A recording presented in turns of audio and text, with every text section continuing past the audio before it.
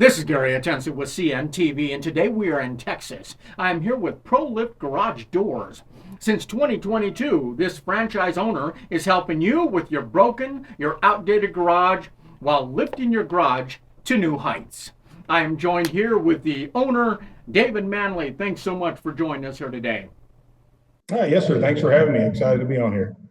I'm going to start off a little bit about yourself. I mean, really, as a retail manager for Walmart and Kroger for many years, you then decided that you and your wife were going to start your own business. You studied many before really going with the premium service brands family, and you joined up with the ProLift Garage Doors. Share with me a little bit how this venture began for you.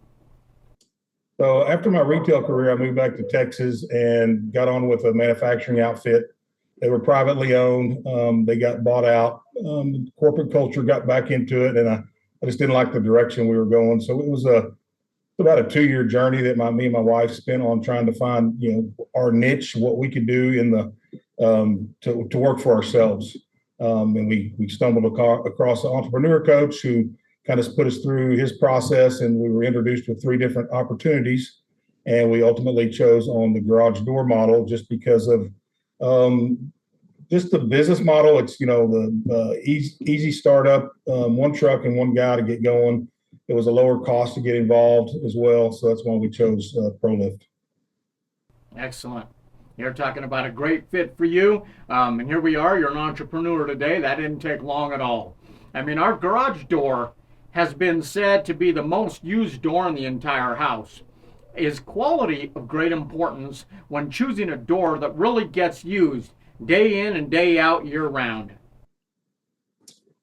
Yes, you want to do your research on doors. There's a multitude of different styles and options that you can get on your house. From if the R value is an important thing to you, we have options to get you up to almost a 19 R value. Our value line is still pretty good. It's a 6 value. It's a little easier on the pocketbook. And there's different grades of metal. We use the basic stuff is a 25 gauge metal. We use 25 and 24 gauge metal majority of our doors. And then just the style, what kind of style you could do. We actually have a design your door feature on our website where you can transpose your current door and then upload different pictures to kind of see what something would look like before you actually pull the trigger and buy something. Do you work with multiple brands that you're able to service and sell? My main brand is Amar, but I have access to DoorLink, Mid America, some of the wholesalers here in town sell, but my main brand's Amar. You stick with them, great brand.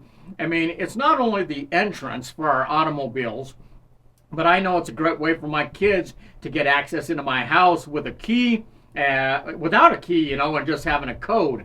So is the constant use a reason many of these outdated doors are not able to keep up, and they don't have that technology built in? It depends on how old the door is, but anything within the last 20 years should still, if it's properly maintained, should still hold up. The biggest thing we get are broken springs, and that's from the many times you open it per day. Average homeowner opens their door probably 1,500 times a year, and the average spring has got a 10,000 cycle lifespan. So if you're going, if say you leave your house 5 to 6 times a day, your springs are going to last 5 or 6 years. Definitely some wear and tear. Let's start out with the types of garage doors. We're talking from roll-ups to sectionals and really anything in between. Does how you intend to use your door matter when deciding on what type you're going to get? Most definitely. If it's going to be, like you said earlier, it's your main entrance into your home, you definitely want to, stick with a sectional door. If you've got a shop or something that you maybe open once or twice a month, or, your RV storage, then we can look at different options. Roll-up door might be better in that situation if you're not going to open it as much. But if it's going to get multiple uses a day, I would definitely stick with a sectional door. Let me ask you this. I mean, also depending on what size a door is needed, like for a boat or an RV or any oversized garage, is that something that is kind of a factor? And you guys offer all sizes when it comes to those doors? Yeah, we stick to the smaller in that realm. We're more of like maybe a height of 14 feet. I don't get into the bigger ones. We're not set up for that commercial realm yet, but we do, like I said, RV and boat size. So as far as the standard size, though, that's really your specialty. Standard size homes, that type of thing, residential. Yeah, correct. Also, depending on what size of door, people are thinking also about aesthetics. I mean, let's be real, you want a functional door, but at the same time, man, there's nothing like the curb appeal that a great garage door will provide. Is that something that's important for people? If the garage is facing the street, it definitely is. Actually, there's only 2 or 3 items that a remodel for your house I've done some research on. Garage doors where you have a 120% return value for the Amarillo area. So you get a 120% ROI on your garage door. So that's a good selling feature as well. They say, well, we're going to sell our house, but well, if you want to upgrade your door, get it looking a little better and upgrade your curb appeal, get somebody to, take a look at it. Absolutely. Yeah, definitely so. I mean, the first thing you see on a house, sometimes the garage door takes up such a big space there. Why not make it look beautiful? I mean, this is definitely not a one-size-fits-all.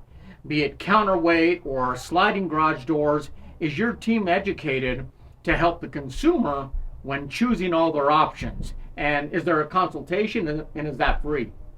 Yes, every job that we go on, whether it's a new door or a service repair, it's a free estimate. We don't charge service call fees for our particular service unless we have to travel a good distance. I'm in the panhandle of Texas, so I've got about 25,000 square miles that I cover. So anything outside my immediate area, we do charge a little bit. But the initial setup here in town, Amarillo Canyon area, within 50 miles of the shop, it's all free. Excellent.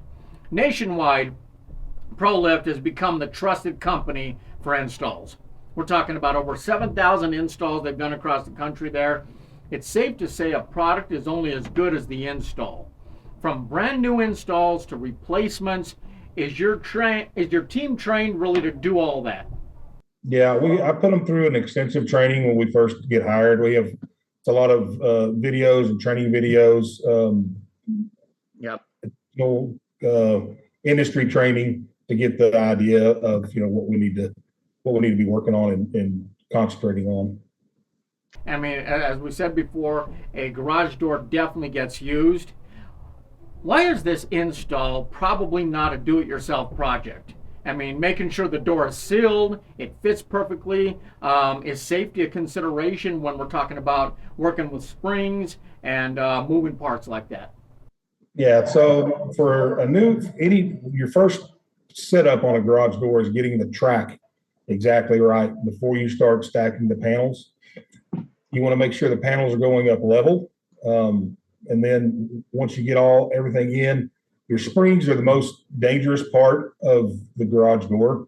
They're under a ton of pressure when they're wound to be able to help raise the door up. They're actually that, and then where the cables go, there's red screws that go on there to indicate to the customer, hey, be careful. And we point that out when we put them on. If you unscrew this while this door is under tension, it's going to be painful. Interesting. A lot of stuff you guys are trained on, not only in video before they get out there, but even on the job training, that type of thing. What about homeowners who want to replace their outdated garage door? Maybe one that has modern technology built into it. Do some replacements require reframing, and others? Do you guys offer the beginning to end solution for people like that? We do. Normally, we don't have to do any framing unless the customer is taking a 2-car garage, like 2 single cars, and they want to expand it into 1 double car garage size. And I've got a contractor who helps us with that part of it to make sure it's not load bearing and different stuff like that. So we're doing all that properly. But majority of the time, the framing, unless it's just getting bad, like it's starting to wear or Excellent.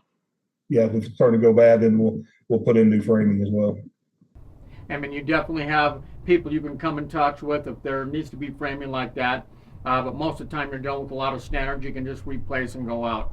I mean, like any piece of machinery that we use often and we rely on, I mean, maintenance is a must. How often should people get a garage door checked up, and what should consumers look for that may need attention on their door? So we offer a service program where we would come out 2 times a year. We do recommend at a minimum you get your door checked off once a year, and you're going to look at your cables to see if there's any fraying going on. That'll be an indication that once that cable breaks, that door is going to be cattywampered in the door in the opening, and it'll be that. Or you can look for wear marks in the track where the rollers are not rolling; they're more being drugged by the operator instead of actually free rolling. The bearings might have seized up, so that's another thing that we look for when we do our checkups, our tune-ups. Excellent. I mean, David, this is a family-run business that serves families and really the entire community. How important is giving back really to you and your team?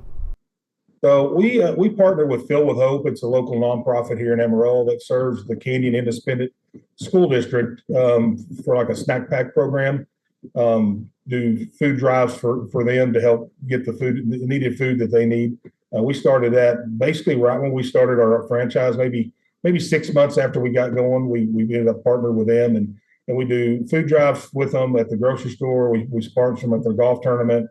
We go help them pack, and my guys are involved in that as well. I just have 2 techs, but they give us a hand when they can as well. Very important to you guys locally, and I know it's important to the nation, the national company as well. Very important. David, you have become an award-winning business right there in your community in a short period of time. Giving back and giving your best in customer satisfaction is what you are becoming known for. Is this rewarding work for you guys? Oh, most definitely. I pride myself on and how I taught my techs, and they have my same belief on it. We're going to come out to the customer's house. We're going to give you an estimate, a good, better, best, whatever fits in your budget, but we're never going to sell you anything that we don't feel you need. We're not going to oversell anything. It's just, here's your basic option. Here's your better option. Over time, these other items are going to need to be changed. A lot of times we just don't know when that's going to happen. Excellent. Excellent. I'm definitely glad to introduce you to my viewers out there. Viewers, let's take a look at the bottom of the screen right there. What you're going to see is their website. On the website, you can see all the service they provide. Obviously, read the testimonials on there as well. I mean, check out the photo gallery and just kind of get your ideas flowing. And maybe for your next dream door that you can put on your home there, definitely makes for a wonderful curb appeal. I mean, we're talking about over 7,000 installs, nearly 10,000 repairs. They serve nationwide in 20+ locations across the country. Once again, that is ProLift Garage Doors, lifting your expectations. This is Gary Atencio with CNTV, and if you don't know, now you know.